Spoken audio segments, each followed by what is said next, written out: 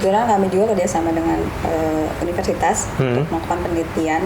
Jual ke donatur atau ke ibu-ibu atau relasi pengurus. Tantangan itu bisa jadi peluang gitu kan, lahan sekecil apapun di kota itu sebenarnya bisa ditanemin gitu. Karena kan kita masih nyoba, karena dosisnya juga di setiap daerah mungkin beda gitu. Apa sih pengaruhnya dari urban farming terhadap perubahan iklim mikro gitu kan? Jadi yang ketiga kita ada sedekah sayur.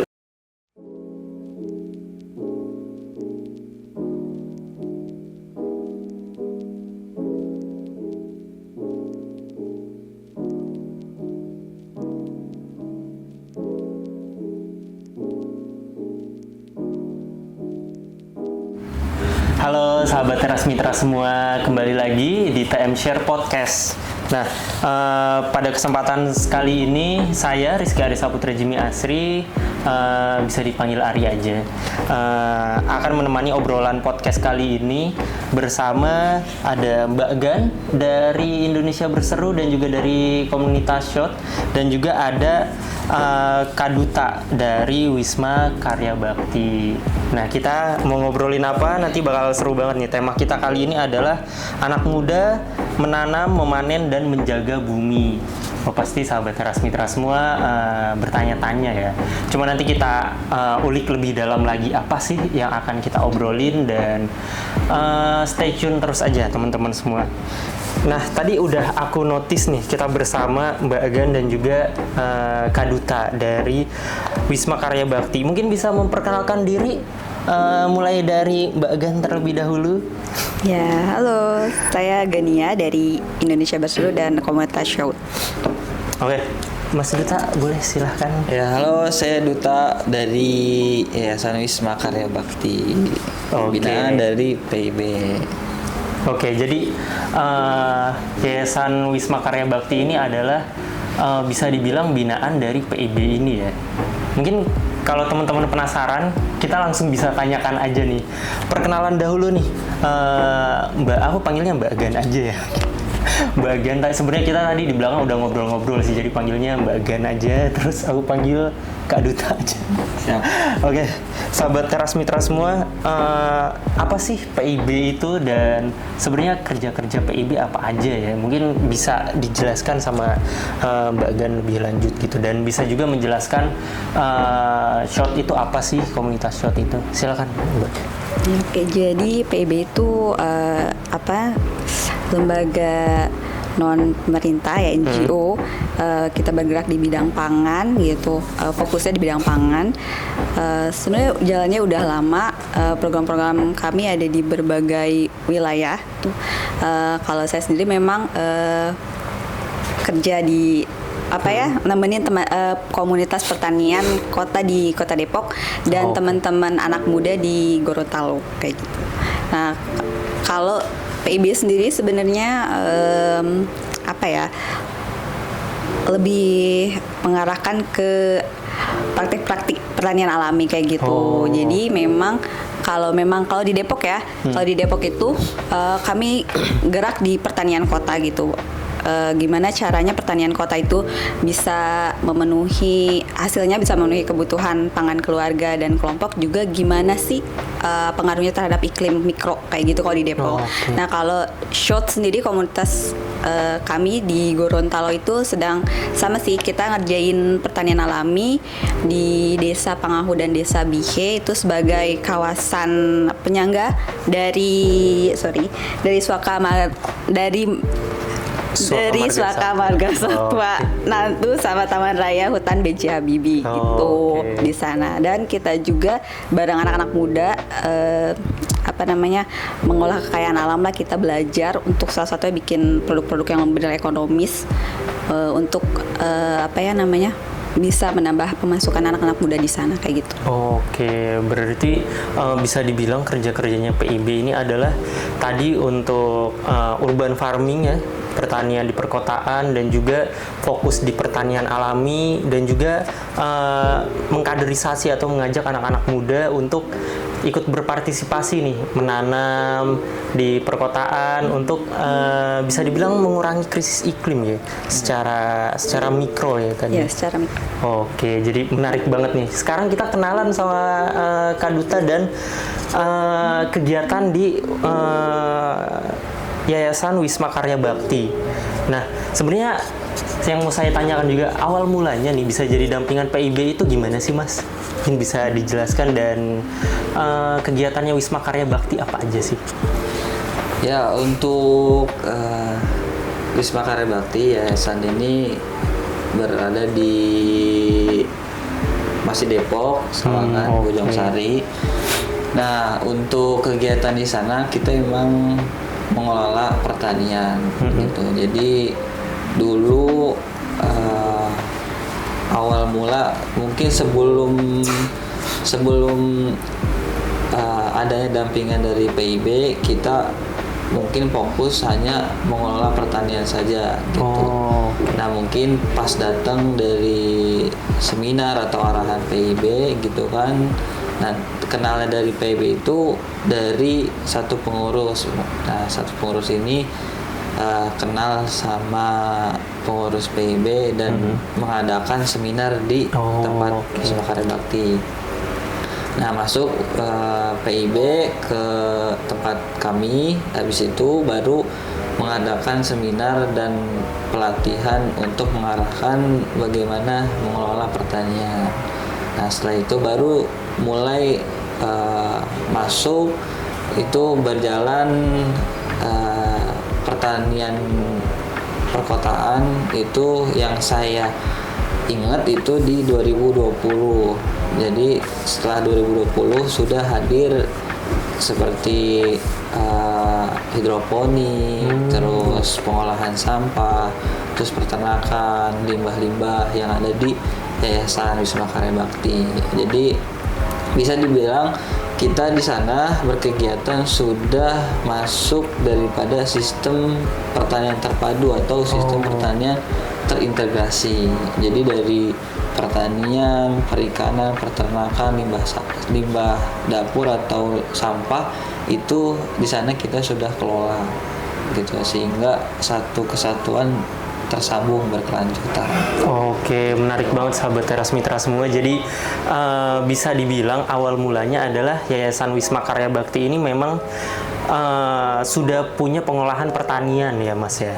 Nah, di sana baru lewat jaringan, terus ada course atau ada seminar dari PIB untuk mengolah lebih lanjut pertaniannya, lahannya, dan sekarang berarti sudah ada pertanian terintegrasi ya, Mas, terpadu terintegrasi tadi, di mana teman-teman Yayasan Wisma Karya Bakti ini berarti sudah selain bertani, menanam, tapi juga sudah mengolah limbahnya, membuat pupuk sendiri. Tadi ada tanaman hidroponik juga, Pak. Menarik banget nih sahabat Teras Mitra semua untuk inspirasi anak muda di perkotaan, khususnya urban farming, untuk kita bisa mulai bertani nih dari rumah sendiri gitu, dari pekarangan. Nah, mungkin aku masih pengen ngulik lagi nih informasi dari Mas Duta terkait kegiatan-kegiatan tadi pertanian yang ada di Yayasan Wisma Karya Bakti ini. Berarti kalau sekarang itu hasilnya apakah sudah bisa mencukupi Yayasan Wisma Karya Bakti dan atau sudah dijual juga, Mas, untuk hasil? Untuk hasil dari kebun atau pertanian kita di sana, kita ada tiga komoditasnya, step gitu. Jadi yang pertama kita konsumsi untuk warga yayasan situ. Kedua kita jual ke donatur atau ke ibu-ibu atau relasi pengurus. Yang ketiga kita ada sedekah sayur di sana gitu. Jadi semua pengelolaan situ masuk ketiga tahap itu gitu. Jadi untuk kecukupan di situ di yayasan itu cukup dengan pertanian yang kita jalani gitu. Oke, jadi ada 3 step hasil taninya ini disalurkan kemana ya? Tadi ada pertama untuk mencukupi kebutuhan yayasan dan warga sekitar yayasan ya Mas. Terus kedua, tadi kedua apa ya? Kedua untuk menjual. Oh, dijual tapi masih sekitaran relasi Iya. Pengurus dan lainnya. Oh, oke. Dan ketiga tadi untuk sedekah sayur. Nah, menarik nih, yang sedekah sayur ini konsepnya gimana Mas? Maksudnya mungkin bisa dijelaskan ke sahabat Teras Mitra semua. Ya, untuk sedekah sayur kita jadi memang kan mungkin kalau dalam ajaran Islam juga kan kita ada yang namanya 2,5% untuk menginfakkan gitu. Jadi kita harus dari misal contoh dari tanaman hidroponik, dari satu raknya kita menghasilkan daripada 30 kilo misalnya. Nah, dari 30 kilo itu kita sisihkan untuk sedekah. Misalnya 5 kilo atau 8 kilo kita salurkan untuk warga sekitar gitu. Atau orang yang memang di jalan-jalan kita kasih. Oh, oke. Oke, Mas Duta, tadi ada satu yang menarik menurut aku, yang itu sedekah sayur. Nah, sedekah sayur itu rentang waktunya tuh kayak gimana Mas? Apakah ada rentang waktu tertentu atau ada waktu-waktu tertentu penyalurannya seperti itu? Untuk waktu kita sedekah sayur itu biasanya kita lakukan setiap panen. Nah, dan setiap panen ini biasanya kita lakukan di sebulan sekali atau 2 bulan sekali kita untuk menyalurkan sedekah sayur. Gitu, seperti itu aja. Oke, berarti saat panen itu 1 bulan sekali atau 2 bulan sekali. Nah, itu berarti ke warga sekitar atau tuh di jalanan gitu ya? Iya. Nah, apakah ada misal booth ngebuat booth di acara misal CFD atau lainnya, itu pernah nggak ya Mas? Kalau kita ngikutin acara atau kayak UMKM gitu, kita pernah ikut gitu. Nah, kemarin juga terakhir mungkin ikut bareng acara PIB juga. Oh, yang akhir tahun lalu ya, ada acara PIB. Jadi kita pasarin sana, jual produk apa yang kita hasilkan di Wisma Karya Bakti. Terus kita juga pernah buka di kayak perumahan-perumahan gitu yang emang buka CFD gitu kan. Nah, pernah sih kita, cuman nggak rutin gitu, belum rutin untuk ngikutin acara-acara kegiatan CFD gitu. Oke. Nah, mungkin tadi belum dijelasin nih sama Mas Duta. Yayasan Wisma Karya Bakti itu apa sih, Mas?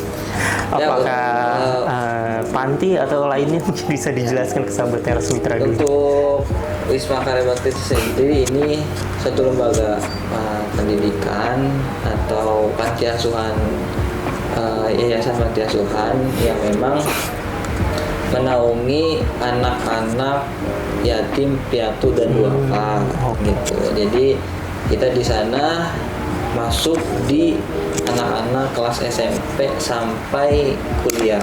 Gitu. Jadi di sana kita didik atau kita arahkan sampai dia kuliah gitu. Dan Wisma Karya Bakti ini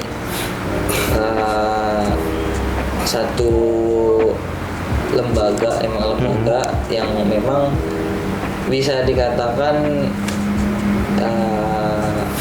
lembaga pendidikan, dan ranahnya di sana atau fokusnya di tempat kita itu tahfiz Quran dan entrepreneur. Jadi memang bukan hanya pertanian saja gitu, cuman ada beberapa, jadi menjahit, musik dan segala macam itu ada di yayasan kita. Oke, jadi bisa dibilang praktik urban farming yang didampingi teman-teman PIB ini salah satu praktik untuk membentuk generasi unggul anak muda juga nih teman-teman semua. Jadi seperti salah satu contohnya di Yayasan Wisma Karya Bakti ini sedari dini sudah ditanamkan untuk hal-hal positif untuk menanam di pekarangan, karena memang aku pernah baca nih, urban farming ini menjadi salah satu solusi krisis iklim yang sedang dunia alami, kita semua alami. Mungkin aku mau tanya nih ke Mbak Gen. Nah, kira-kira tuh kenapa sih urban farming ini bisa menjadi salah satu solusi untuk mengatasi krisis iklim seperti itu, Mbak Gen? Mungkin hal-hal kecilnya seperti apa? Ya, jadi kalau kegiatan kami di Depok kan kebetulan kami juga kerjasama dengan universitas untuk melakukan penelitian apa sih pengaruhnya dari urban farming terhadap perubahan iklim mikro gitu kan. Jadi di lahan-lahan kelompok itu dipasangin stasiun cuaca otomatis gitu kan untuk mengukur kelembaban udaranya, kadar CO2-nya dan suhunya tentunya ya. Terus dari kami mulai di tahun 2023. Nah, itu tuh ternyata setelah dilakukan pengkajian atau penelitian ya gitu di 6 lokasi ini gitu. Tanah yang ditanami tanaman gitu kan yang memiliki tutupan itu memiliki bisa menurunkan gitu ya suhu maksimum dan menaikkan suhu minimum per hari seperti itu gitu kan. Nah, memang kan kalau di perkotaan, namanya perkotaan ya lahannya kan kecil-kecil, terbatas, dan penanaman pohon-pohon itu nggak bisa yang kayak pohon-pohon besar seperti alpukat, mangga segala macam, maksudnya yang besar-besar gitu kan, yang memang mungkin untuk serapan CO2-nya mungkin lebih besar ya dibanding sayur-sayuran. Nah, tapi kita mencoba itu di perkotaan bagaimana kita bisa menanam tanaman yang produktif, maksudnya yang bisa dikonsumsi sama masyarakat kota, tapi juga bisa berpengaruh terhadap iklim gitu, kayak gitu sih. Oke, jadi seperti teman-teman IB yang sudah lakukan risetnya, itu bisa dibilang menjadi salah satu solusi karena memang tempat terbatas ya di perkotaan untuk menanam itu bisa dengan cara menanam di pekarangan itu masih bisa menurunkan adanya dampak krisis iklim dan lainnya. Menurutku ini hal-hal yang harus anak muda bisa perhatikan juga, dan ya sedari dini untuk sadar menanam setidaknya di pekarangan, dan juga ada sistem-sistem seperti sekarang hidroponik dan lainnya. Ini yang mau aku tanyakan juga nih, hal-hal terkait sistem pertanian ini nih. Nah, menurut Mbak Gen sendiri nih, untuk urban farming tuh sistem paling apa sih yang paling cocok yang untuk anak-anak kota lah istilahnya lakukan gitu, dan mudah, simple kan biasanya hiruk pikuk perkotaan kan orang-orang yang work di jam kantor kan jam 9 sampai jam 4 sore. Nah, kira-kira pertanian yang simple dan masih bisa dilakukan di jam-jam orang kantor itu seperti apa sih? Sebenarnya kalau pertanian sendiri sih ya, nanti bisa share juga. Ya, boleh, nanti silakan abisin Mas Duta. Jadi kalau pertanian sendiri sebenarnya kan memang pelakunya itu pekerjaan utamanya bukan petani ya. Jadi memang harus bisa membagi waktu gitu antara mengurus tanaman dan pekerjaannya gitu. Nah, rata-rata kelompok teman-teman kami di Depok itu kan seperti itu ya. Jadi banyak yang pekerja buruh atau ojol gitu kan. Tapi mereka memang hebatnya bisa membagi waktu gitu untuk untuk melakukan pertanian. Apa sih pertanian yang pas gitu ya? Sebenarnya kalau dengar cerita-cerita dari teman-teman di Depok itu, sebenarnya pertanian di kota yang pas itu pertanian yang bisa berkelanjutan gitu. Jadi meskipun kan sekarang tantangannya katanya lahannya sempit dan segala macam, justru itulah tantangan itu bisa jadi peluang gitu kan. Lahan sekecil apapun di kota itu sebenarnya bisa ditanemin gitu. Misalkan bisa pakai vertikultus atau ya pakai pakai barang-barang bekas yang murah meriah juga kan bisa, pakai botol, pakai wadah minyak. Nah, tinggal mungkin kita harus terus belajar, intinya itu sih. Jadi pertanian itu harus terus belajar ya Mas, jadi pasti ya, karena lingkungan itu terus berubah ya, tantangannya juga terus berubah, termasuk iklim, cuaca nggak nentu, kita kan jadi nggak tahu gitu kapan waktu pemupukan yang pas dan lain sebagainya, ada hama baru segala macem. Nah jadi kalau kami sendiri sih lebih menekankan keberlanjutannya. Jadi apa yang buat teman-teman di sana nyaman, lanjutkan gitu. Kayak misalkan kalau kasus di beberapa kelompok ya Mas, penggunaan hidroponik tadi memang bagus sih hasilnya kan, apalagi cocok banget buat anak-anak muda yang anti kotor gitu kan, karena hasilnya bersih dan mungkin harganya lebih ekonomi, lebih tinggi kali ya karena embel-embel hidroponik. Cuman di beberapa lokasi banyak teman-teman kami yang kewalahan untuk beli nutrisinya gitu, jadi sehingga dia nggak bisa lanjut. Jadi untuk apa gitu ya, sebenarnya bagus, cuman mungkin penyebarannya kurang tepat mungkin. Kayak gitu sih. Jadi kalau kita lebih menekankan ke berkelanjutannya, jadi kita lebih ke memanfaatkan itu tadi kayak di panti, sisa-sisa makanan rumah tangga, kayak misalkan air cucian beras atau punya pohon pisang di rumah, gedebongnya itu bisa dijadiin pupuk kayak gitu. Nah cuman kita memang harus sering-sering belajar. Tapi kan memang info-info kayak gitu udah banyak ya sebenarnya, dan kita memang kalau mau belajar bisa bikin sendiri gitu. Oke, menarik banget nih. Mungkin ada tambahan dari Mas Duta, silakan.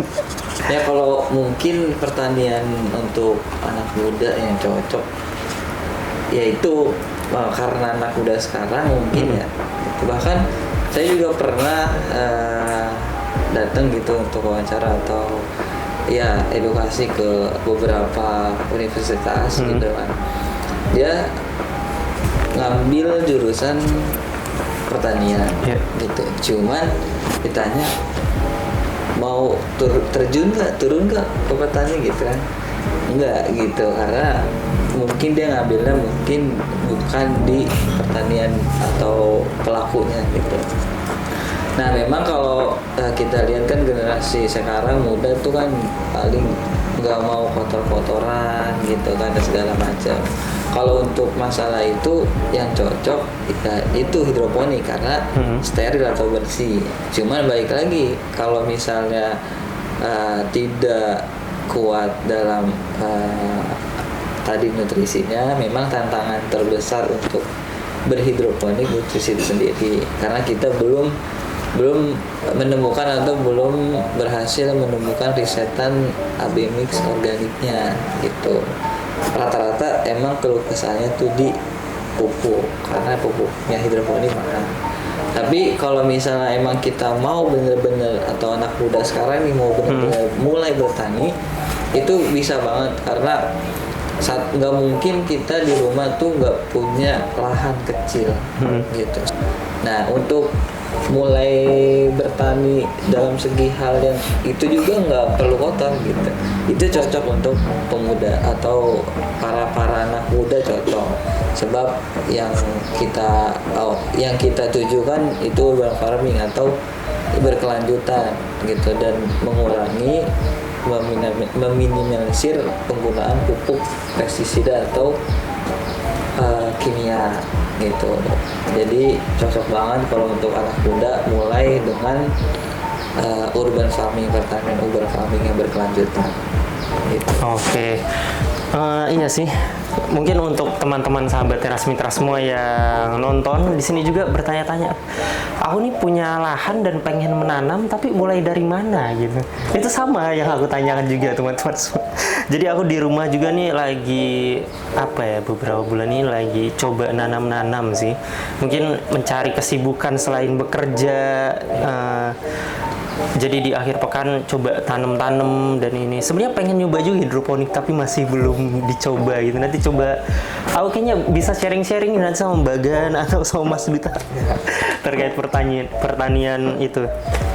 Nah, untuk pertanyaan selanjutnya nih, seperti tadi ya, dimana sebenarnya anak muda ini pastinya bisa dengan mudah gitu kayak tadi untuk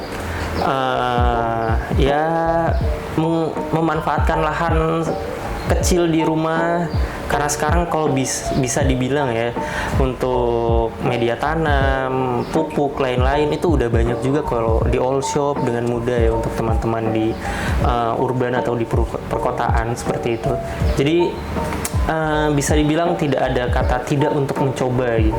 Karena seperti yang tadi sudah dijelaskan Bagan juga, dimana urban farming ini bisa menjadi langkah kecil untuk kita ya sedikit mengurangi dampak krisis iklim ini. Jadi itu hal-hal yang ya kita harus renungkan bersama teman-teman untuk ikut kampanye urban farming ini. Nah, aku mau balik ke yang tadi. Kira-kira mulainya dari mana ya Mas ya, untuk kayak anak muda pemula atau di sini sahabat Teras Mitra semua yang kerja di kantor udah hektik banget dan pengen nanam sesuatu di rumah gitu, mulainya dari mana kira-kira Mas? Kalau ya pemula banget gitu kita untuk mulai bertani, yang pertama pasti kan kita harus belajar atau mencari ilmu apa sih yang kita mau tanam, atau meriset lingkungan kita dulu nih, apa nih yang cocok buat kita, atau emang kita nanam buat bener kebutuhan di rumah tangga aja gitu. Berarti apa nih yang kita memang butuh, misalnya sayuran apa gitu kan, atau bahan-bahan dapur apa yang mau kita apa sih konsumsi. Berarti itu yang kita harus pelajari. Nah, yang pertama belajar dulu sih pasti gitu. Nah, yang selanjutnya pasti kita menyiapkan benih atau bibit apa yang kita mau tanam gitu. Setelah itu ada kita menyiapkan lahan atau bahan-bahan untuk menanam. Tergantung kita mau nanamnya dalam sistem apa gitu, atau mau sistem permakultur atau cuma hanya emang di pot-pot saja gitu. Ya itu tadi komposisinya, berarti kita harus gunakan pupuk organik yang memang tadi sudah tersedia di mana saja lah gitu. Di tempat di semua daerah menurut saya sudah ada toko-toko pertanian gitu. Jadi ya walaupun kita kerja atau walaupun kita mungkin waktunya banyak di luar gitu, kita bisa mulai bertani, sebab banyak sistem tuh, banyak cara untuk gimana menangani apa yang kita tanam gitu. Yang intinya sih banyak belajar gitu untuk gimana caranya kita menanam di pekarangan rumah kita gitu. Oke. Ya banyak belajar, dan ya kita istilahnya nggak boleh menyerah gitu ya, kayak sekali dua kali nyoba gagal dan kita nyerah. Karena tadi salah satu tips yang saya highlight juga, teman-teman bisa lihat dulu kebutuhan teman-teman apa. Misal mau belajar menanam tanaman sayuran untuk memenuhi kebutuhan sehari-hari konsumsi teman-teman semua, misal ya yang suka lalapan bisa tanam daun kemangi, lainnya ya itu jadi salah satu tips yang menarik sih menurut saya dari sana. Aku mau tanya juga nih Mas, terkait tadi kegiatan-kegiatan di Yayasan Wisma Karya Bakti itu.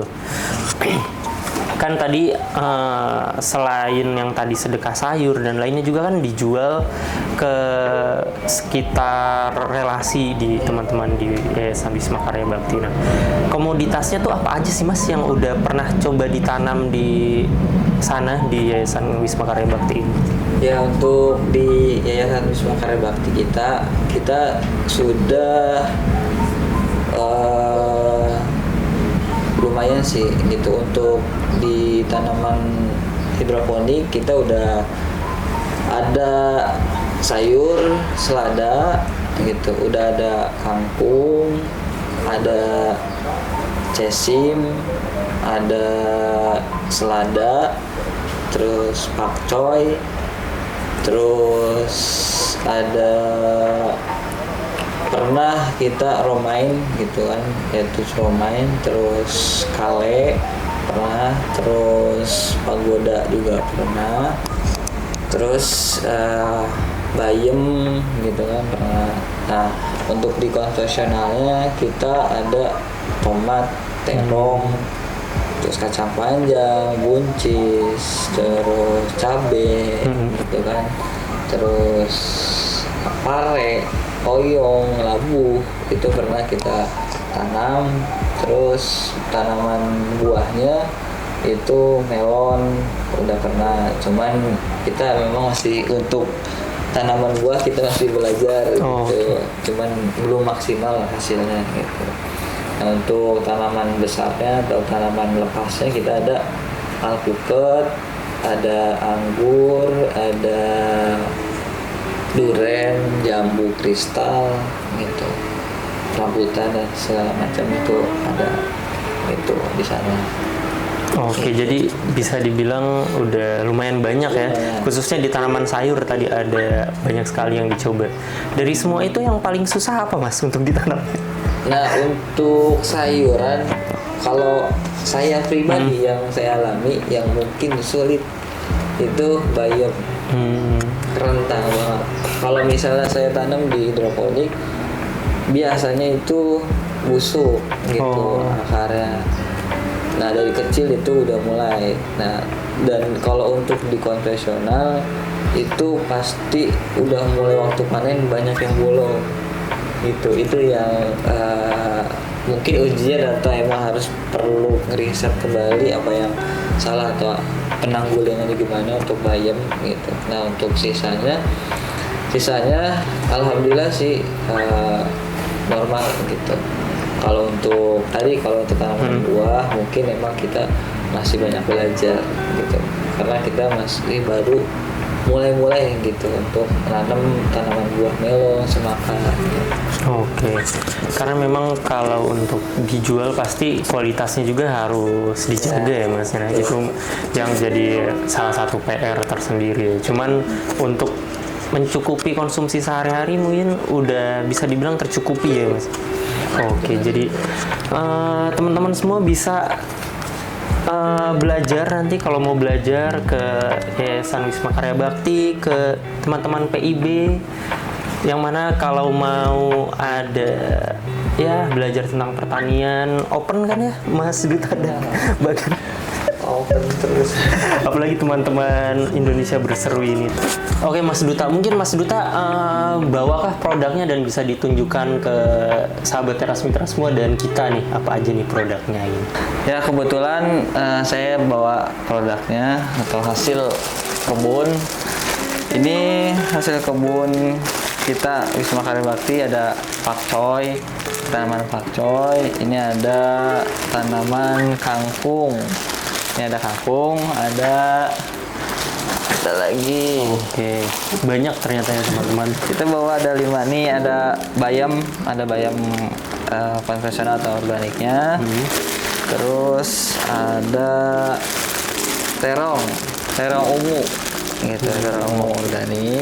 Terus ada selada hijau keliling kita. Nah kebetulan emang kebun kami sedang panen di 5 komoditas ini sayur. Jadi biasanya bawanya 5. Teman-teman yang mau beli bisa datang langsung nanti ke Yayasan Wisma Karya Bakti. Ya tinggal bilang produknya ready atau enggak, nanti pasti akan dilayani ya. Siap.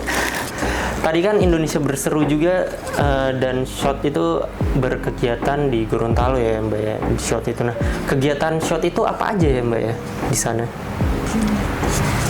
Jadi kayak tadi di awal ya, kalau di sana sama sih, kita lebih ke nekanin pertanian alami gitu ya. Sama tadi pengembangan ekonomi buat anak-anak muda di sana gitu. Kan memang di sana tuh lebih kayaknya difokuskan untuk budidaya jagung gitu ya. Di daerah Bihe, Pangawu, bahkan mungkin di Gorontalo sendiri ya memang kayaknya jagung gitu semuanya. Dan memang kalau udah bertanam itu udah sepaket dengan benihnya, si pupuknya, pestisida kimianya dan segala macam gitu ya.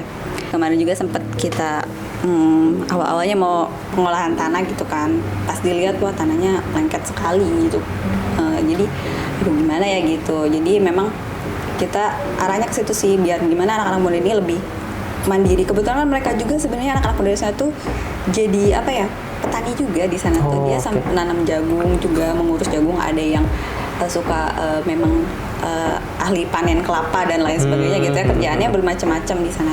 Jadi tapi memang kebanyakan sih di situ di pertanian gitu. Nah, kita mau biar anak-anak muda ini tuh lebih mandiri dan apa ya, bisa menghasilkan income yang lebih banyak dan sekaligus menjaga lingkungan di sekitar desa mereka sendiri gitu. Oke. Nah, tadi menarik banget tentang pertanian alami nih. Sejauh yang aku tahu ya, pertanian alami adalah pertanian yang bisa dibilang tidak ada campur tangan dari bahan-bahan kimia, dari ya mungkin bisa dijelaskan sama bagian apa itu pertanian alami ke sahabat Teras Mitra semua. Jadi kalau dari saya sendiri itu pertanian alami itu pertanian yang apa ya, menggunakan bahan-bahan yang ada di sekitar kita gitu. Bisa memanfaatkan sumber daya yang ada di sekitar kita, minim input dari luar gitu. Kayak misalkan ya tadi pestisida kimia atau pupuk kimia gitu. Dan yang jelas apa ya, pertanian yang bisa memelihara lingkungan gitu, khususnya tanah sih ya kalau pertanian alami gitu. Jadi kan setelah ada apa namanya, yang program-program bantuan pupuk itu masuk segala macam kan, sekarang petani seneng banget pakai apa namanya, pupuk kimia, pestisida kimia karena lebih cepat, lebih ampuh gitu ya, lebih jos gitu ya. Hasilnya bagus tapi sementara. Iya, nah, tapi yang kita luput gitu deh itu adalah dalam jangka waktu yang panjang pemakaian itu tuh bisa merusak lingkungan gitu, khususnya tanah. Nggak cuman ke lingkungan, petani-petani juga kalau misalkan apa penggunaan yang nggak sesuai takaran atau misalkan nggak sesuai yang harusnya kayak pakai masker atau segala macam, itu bisa berpengaruh juga sih terhadap kesehatan petaninya sendiri. Jadi pertanian alami itu sebenarnya itu ya, pertanian yang bisa menghasilkan produk yang baik untuk kesehatan juga baik untuk lingkungan. Oke, itu poinnya sahabat Teras Mitra semua, di mana pertanian alami ini tidak hanya baik untuk manusia hasilnya, tapi juga baik untuk keberlanjutan lingkungan, baik untuk ekosistem, karena kita ini hidup secara berdampingan dengan lingkungan, dengan hewan, dengan semuanya. Jadi kita harus saling menjaga seperti itu. Itu hal yang menarik banget nih. Tapi aku mau tanya juga terkait tadi kan di Yayasan Wisma Karya Bakti juga pertanian terintegrasi, di mana mengolah pupuknya sendiri dan lainnya. Mungkin bisa dijelaskan nih bagian dalam pertanian alami yang tadi disinggung juga tentang pengolahan pupuk itu seperti apa, pengolahan pupuknya seperti itu Mbak? Jadi kalau di kota nih kebanyakan pengolahan sampah organik ya, apalagi di Depok nih lagi sampah lagi genting banget nih masalah sampah gitu. Pemerintah juga kan coba masukin program-program kayak mungkin ada program Magot segala macam untuk pengolahan sampah, itu gimana menekan sampah. Jadi kalau di perkotaan sendiri tuh biasanya bahan-bahan pupuk organik atau pupuk buatan sendiri itu dari sampah rumah tangga, kayak misalkan sisa sayuran, sisa makanan, cangkang telur atau sisa-sisa kita masak itu, yang yang harusnya terbuang itu bisa dipakai lagi gitu. Nah kalau mungkin daerah-daerah yang dekat dengan pemotongan hewan atau memang dekat peternakan itu juga bisa limbah si kotoran hewannya ya bisa dijadikan kompos juga. Jadi sebenarnya kita tuh bisa bikin sendiri gitu pupuk-pupuk. Kalau kita di rumah aja juga kan kita pasti punya sampah gitu ya. Jadi kita bisa bikin itu sendiri di rumah gitu. Oke, jadi salah satu poin pentingnya ya sahabat Teras Mitra semua, di mana mungkin yang luput dari teman-teman semua bahwa sampah-sampah organik seperti ada sayuran, cangkang telur itu sebenarnya masih mengandung banyak zat yang kalau kita olah lagi bisa sangat bermanfaat untuk lingkungan ya. Jadi tidak hanya terbuang, bau busuk di pasar, lain-lain, tapi kalau kita mau belajar dan mau menerapkan itu sebenarnya bisa diolah diolah dan bisa menjadi hal yang sangat bermanfaat ya Mbak ya. Itu menarik banget nih. Mungkin kita bisa tanya implementasinya yang sudah dilakukan di Yayasan Wisma Karya Bakti oleh Mas Duta. Apa aja sih yang pupuk organik yang sudah diolah di Yayasan Wisma Karya Bakti dan mungkin seperti apa implementasinya Mas? Ya kalau untuk di tempat kami sebenarnya ada 2, pupuk padat sama ada pupuk cair. Gitu. Nah untuk pupuk padat tersendiri kita menggunakan jadi kompos atau dari sisa dapur, entah nasi bekas, terus sayuran atau tulang atau cangkang yang sama telur gitu. Pokoknya yang limbah-limbah dapur kita gunakan, kita fermentasi untuk kompos pupuk padat. Terus dari dahan-dahan atau pohon-pohon pemangkasan atau rumput yang kita potong itu kita atau jerami dari sisa makan ternak itu kita alihkan ke bank pupuk atau tempat pembuatan pupuk padat. Jadi kita fermentasi gitu. Jadi nanti ada stepnya sih, ada tahap-tahapannya.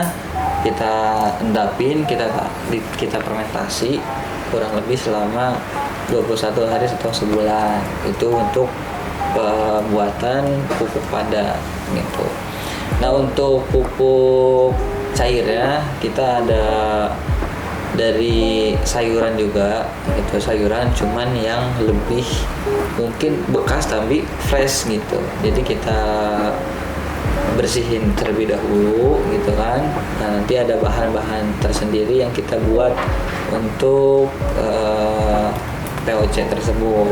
Nah ada juga pembedah tanah yang tadi Kagan bilang gitu kan, untuk bagaimana kita membedah tanah yang rusak gitu kan, jadi netral lagi kembali gitu, dari kedebung pisang gitu. Terus dari memang kenapa kedebung pisang, karena kedebung pisang atau pohon pisang banyak unsur hara yang tersedia di dalamnya gitu, jadi kita gunakan. Terus ada air leri itu air fermentasi air beras gitu. Terus ada pestisidanya pun kita menggunakan pestisida nabati atau buatan alami gitu. Yang paling terkenal yaitu neem oil atau pestisida daun mimba gitu. Pokoknya dari cabe, dari daun bawang, serai, terus bawang putih, bawang merah, cabai, itu kita fermentasi untuk pengendalian hama gitu. Jadi kita sih disebutnya pesnat, nyebutnya pesnat, pestisida nabati gitu yang kita olah. Itu dari ya yang kita bisa dapat lah dari lingkungan kita, itu kita olah. Nah itu jangka waktunya untuk POC kita kurang lebih POC sendiri pupuknya itu 3 bulan kurang lebih gitu untuk memanen hasil fermentasinya. Tapi kalau untuk pestisida sendiri kita ada yang 1 hari skala kecil, ada yang seminggu. Itu mungkin. Oke. Menurutku menarik banget ya. Jadi teman-teman nanti yang mau coba, anak muda di perkotaan yang mau coba urban farming dan sudah dikasih tips langsung nih, dimana kita nggak hanya bertani yang menggunakan kimia lain-lain. Walaupun kita urban farming juga, kita harus mencobalah seminimalisir mungkin untuk tidak menggunakan bahan-bahan kimia. Dan tadi sudah dikasih beberapa tips cara membuatnya oleh Mas Duta.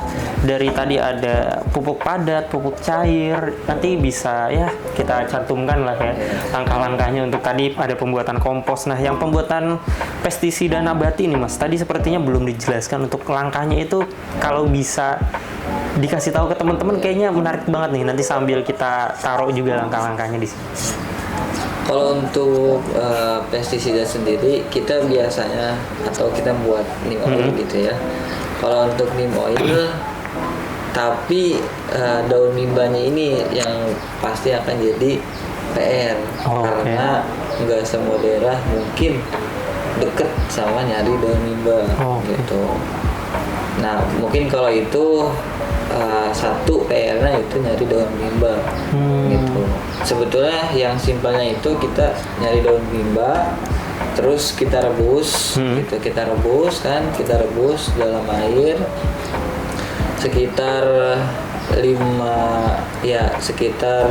250 gram daun mimba dicampur sama sekitar 500 ml air. Nah, misalnya kita atau 1 liter banding 500 gram gitu. Jadi kita rebus sampai ngelodok gitu, sampai panas, sampai matang ya. Untuk apa? Untuk sampai mendidih. Sarinya dari daun mimba itu campur. Habis itu diamin, kita diamkan untuk biar dingin, baru kita tiriskan di wadah lain gitu. Setelah itu kita diamin dulu sehari, habis itu baru bisa kita aplikasikan ke tanaman. Nah, untuk kita mengaplikasikan tanaman pestisida apapun ke tanaman, kita nggak boleh langsung asal nyebar ke seluruh tanaman, karena kan kita masih nyoba, karena dosisnya juga di setiap daerah mungkin beda gitu. Jadi kalau misalnya kita aplikasikan ke tanaman itu biasanya 2 ml gitu, 2 ml banding 1 liter air gitu. Jadi kita spray ya, jadi kita pestisida itu untuk nyepray tanaman yang ada di sekitar kita gitu. Spray dulu, kalau bisa 1 atau 2 atau 3 tanaman dulu, gimana melihat perkembangannya bagus atau tidaknya, nanti kita lanjutkan gitu. Nah, untuk waktunya tersendiri penyepraian pestisida itu di jam 6 gitu, di jam 6 sampai atau maksimalnya jam 7 gitu. Biar mataharinya itu belum terlalu menyoroti gitu. Nah, untuk sore sekitar jam 4 atau setelah mataharinya udah turun gitu. Oke, jadi kita selain tadi cara membuat pestisida nabati dari neem oil ya, dari daun mimba ya, dari daun mimba, kita dikasih tahu juga nih tips untuk semprotnya. Tadi teman-teman bisa sebelum matahari naik atau menyorot tanaman ya. Jadi sebelum matahari mengenai tanaman itu di sekitar maksimal jam 7 pagi ya Mas ya, dan sore itu sekitar jam 4 sorean ke atas ya, seperti itu. Nah, kalau tadi untuk daun mimba mungkin teman-teman bisa cari juga nanti di all shop. Sekarang mungkin banyak ya, dengan mudah kita bisa pesan antar dan lainnya. Hal yang menarik menurutku, tips yang menarik nih teman-teman, karena aku juga lagi coba menanam tanaman kayak tomat gitu, tapi mati karena ada terserang hama. Ya itu bisa aku coba sih nanti. Oke, menarik banget nih. Setelah tadi kita dikasih tips menanam urban farming, kita dikasih tips juga untuk membuat pupuk dan membuat pestisida nabatinya. Mungkin aku mau nanya lagi nih, kira-kira ke Mbak Gani, ada nggak sih peluang dari urban farming ini untuk membantu ketahanan pangan gitu, Mbak? Pasti ada ya, kalau misalkan kasus di teman-teman kami aja yang di Depok gitu. Jadi selain untuk memenuhi kebutuhan keluarga sendiri, itu juga kegiatan urban farming juga itu bisa bikin akses pangan sehat tuh lebih dekat. Jadi banyak orang yang mikir sayuran yang dibudidayakan secara alami atau mungkin kalau ada sertifikat organik ya itu mahal, tapi kalau teman-teman kami yang di Depok itu mereka budidaya secara alami gitu, cuman nggak bersertifikat aja gitu kan, jadi nggak bisa bilang organik ya. Nah, tapi harga jualnya itu ya hampir sama dengan warung-warung sekitar gitu kan. Tapi kan rasanya pasti beda dong antara sayuran yang ditanam sendiri dengan menggunakan bahan-bahan alami dengan yang mungkin beli di luar di pasar gitu kan. Karena sayuran yang beli di luar tuh kan apalagi dari Depok ya, kayak sekitar 96%-an pangan di Depok itu memang berasal dari luar gitu kan, dari luar kota Depok. Jadi kan pasti ada proses di situ kan, sayuran itu kan bahan makanan yang cepat rusaknya tuh cepat gitu kan. Jadi pasti kalau udah sampai ke tangan konsumen gitu kan, udah layu atau segala macam. Nah kalau misalkan warga sekitar yang ada di kebun, dekat-dekat kebun komunitas di Depok tuh justru merasakan keuntungan gitu kan dengan adanya kebun itu gitu. Selain dari segi lingkungan lebih rapi, lebih enak dilihat, juga dari segi tadi pangan sehatnya jadi lebih dekat gitu, sumber pangan sehat, dan dibelinya juga nggak usah dengan harga yang mahal kayak gitu. Bener banget sih ya, karena bisa dibilang kalau harga-harga di swalayan kan untuk yang sudah bersertifikasi pertanian tanaman organik itu pasti kan harganya bisa 2 kali lipat ya. Itu kalau kita dengan urban farming ini menanam sendiri kan udah pasti kita nggak perlu sertifikasi lah. Kita yang tanam sendiri kita bisa konsumsi sendiri, atau teman-teman relasi di sekitar kita juga pasti bisa melihat, oh iya ini alami dan dijual dengan harga murah. Kalau saya dekat juga saya kayaknya mau langganan nih. Oke, tapi itu jadi salah satu hal yang menarik ya teman-teman, di mana urban farming ini memang bisa jadi salah satu solusi untuk ketahanan pangan seperti itu. Nah, kalau teman-teman Yayasan Wisma Karya Bakti ini tuh untuk proses penjualannya atau ekonomis tadi itu kan baru ke relasi ya Mas ya. Apakah ada ya event-event yang dalam jangka dekat ini akan dilaksanakan untuk yang memasarkan, atau seperti apa? Ada nggak event-event yang mau dijalankan dekat-dekat ini? Udah ada planning atau jalur untuk gimana caranya setiap event kan di setiap perumahan atau daerah dan segala macam kan pasti ada event yang memang membuka stand gitu. Kita sih planning emang setiap ada event itu kita ingin daftar, kita ingin ikut di pasar tersebut. Cuman kita masih dalam diskusi. Nah, jadi selama ini kita pasti atau selalu ngejual ke relasi dari kontak atau person segala macam, grup WA gitu. Masih dalam jangkauan relasi pengurus aja sih gitu. Kalau untuk event tersebut masih diskusi kita aja. Oke. Nah, kalau pemasarannya sendiri udah ada toko online-nya belum, Mas? Untuk toko online-nya kita kemarin sudah sempat mau bikin gitu. Cuman tadi yang rekan kami gitu kan atau tim kita belum ada apanya gitu yang belum terwujud gitu. Jadi belum jalan gitu. Cuman udah sempat kita berusaha buat di osop gitu. Oke, berarti soon bisa jadi nanti ada ya dari Yayasan Wisma Karya Bakti untuk menjual hasil pertanian organiknya ini ke online shop gitu. Jadi kalau sebenarnya tadi udah ada, bisa nih nanti dicantumin, dan teman-teman siapa tahu ada yang mau beli, berminat, karena seperti tadi yang disampaikan Mbak Gan ya, harganya itu apa ya, mungkin bisa sama dengan pertanian konvensional gitu. Mungkin kita udah ngobrol panjang lebar dan nggak terasa ya sahabat Teras Mitra semua. Aku mau nanya ini kali ya, harapan Mbak Gan dan Mas Duta nih untuk anak-anak muda ya khususnya di Indonesia untuk ya mulai bertani urban farming itu apa ya? Mungkin dari Mbak Gan dulu harapannya. Harapannya jangan takut mencoba untuk bertanam gitu. Skala kecil aja dulu kita belajar gitu. Karena sebenarnya bertanam atau pertanian itu bisa buat kegiatan healing ya nggak sih?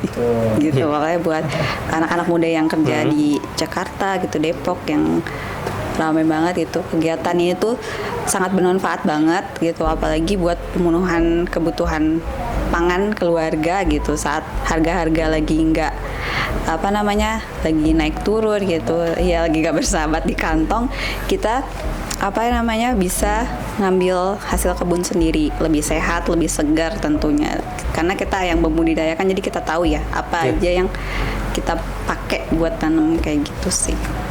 Oke, silakan Mas Duta, harapannya untuk anak muda di Indonesia untuk memulai urban farming lah, dimulai dari pekarangan sendiri seperti itu. Kalau harapan saya sih sama gitu, jangan jangan memikirkan yang nggak enaknya dulu gitu kan, atau yang gini jangan, tapi coba dulu, belajar, lakuin, karena kita kalau tidak merasakan bertani atau mungkin tidak bertani gitu kan, kita nanti nggak tahu gimana caranya merasakan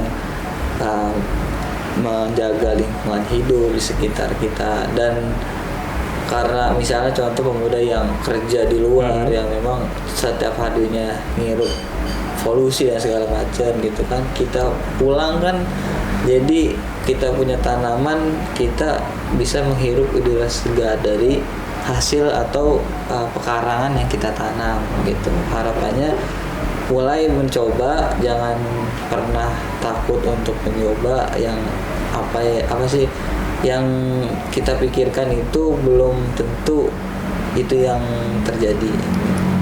Oke, jadi hal yang menarik banget untuk sahabat Teras Mitra semua, seperti tadi yang Mas Duta sampaikan, jangan takut mencoba karena ya belum tentu hal yang kita pikirkan buruk itu akan benar-benar terjadi buruk gitu. Apalagi khususnya untuk urban farming sendiri, ini udah bisa dibilang hal yang sangat positif sekali teman-teman semua. Seperti judul diskusi kita pada kali ini, anak muda menanam, memanen, dan menjaga bumi. Jadi mungkin itu bisa dibilang akhir diskusi kita ya, diskusi yang menarik banget. Makasih Mbak Gan dan juga Mas Duta, dan saya sendiri harapannya semoga teman-teman bisa mencoba ya untuk bertani mulai dari pekarangan dan sedikit membantu mengurangi krisis dampak iklim ini teman-teman semua, karena sudah jelas diberitakan di mana-mana, dunia juga sudah membahas kalau iklim kita ini semakin memburuk gitu, cuaca pancaroba dan lainnya itu pasti berpengaruhnya tidak hanya di pangan, di ketahanan pangan, tapi di seluruh kehidupan kita teman-teman semua. Oke, teman-teman, terima kasih banyak yang sudah mendengarkan podcast kali ini. Sampai jumpa di podcast TM Share selanjutnya, dan stay tune terus di YouTube Teras Mitra. Dadah. Terima kasih.